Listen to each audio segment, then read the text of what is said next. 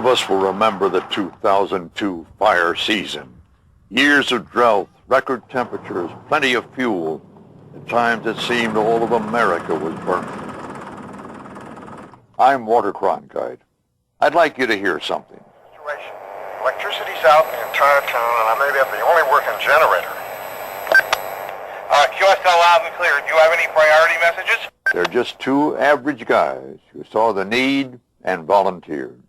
All the other stations, please stand by. They're radio hams, amateurs, giving of their own time and spending their own money, trying to help out when and where America needs it most. Not just at wildfires, but at earthquakes,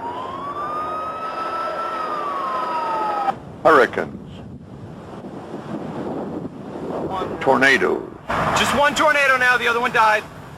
At floods, at any disaster. Hams belonging to amateur radio's emergency groups were called out on September 11th when America came under attack. Cell phone and landline circuits were jammed and virtually useless, but dozens of radio amateurs helped the police and fire departments and other emergency services maintain communications in New York, Pennsylvania, and Washington, D.C. Their country asked, and they responded without reservation. But being a good Samaritan sometimes brings with it a risk, and sometimes it's not just risky, it's downright dangerous. There's a gas leak! Let's go! Turn around and go that way! Gas leak! That's exactly what happened in Colorado in June 2002 on the 137,000-acre Hayman fire. This is rural America out here. You can't always rely on a cell phone and when you need help.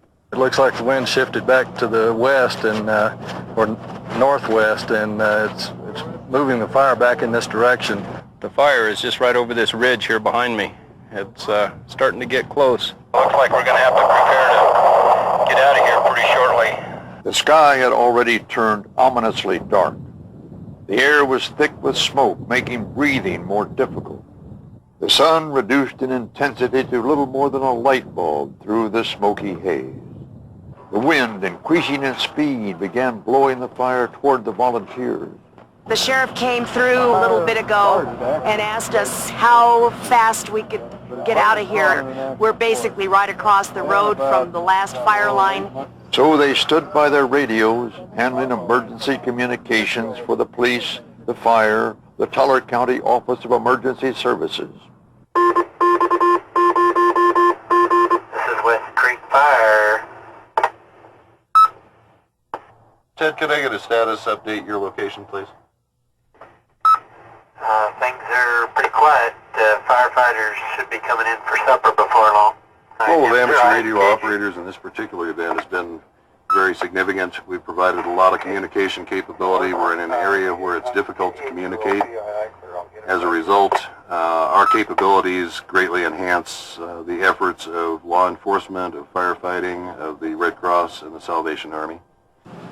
It takes a lot of cheeseburgers to fight a forest fire. Yes, sir! Okay.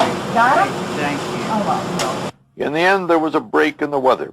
The winds changed, and all of the emergency workers, the firefighters, the police, the radio amateurs, handling the communications, all of them were safe. This is WG0N. I'll be coming back to the command center. You know, we call them radio amateurs, but their skill levels are anything but amateur. These are people who in any other realm would be called professionals. They're the people who know how to put the pieces together, know how to build the networks, know how to get information from one place to another when every other system has failed. I don't think that's amateur. Ham radio has been around for 100 years, but that doesn't mean out of date.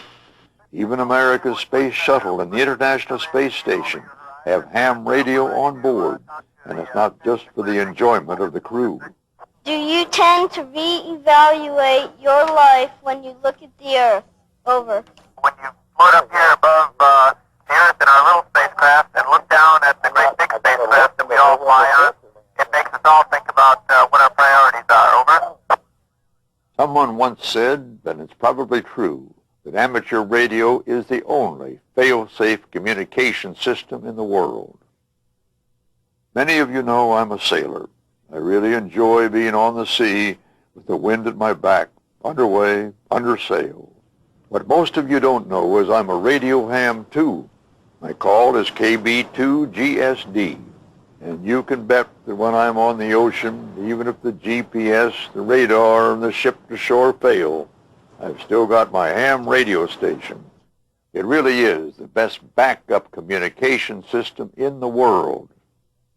And that's the way it is.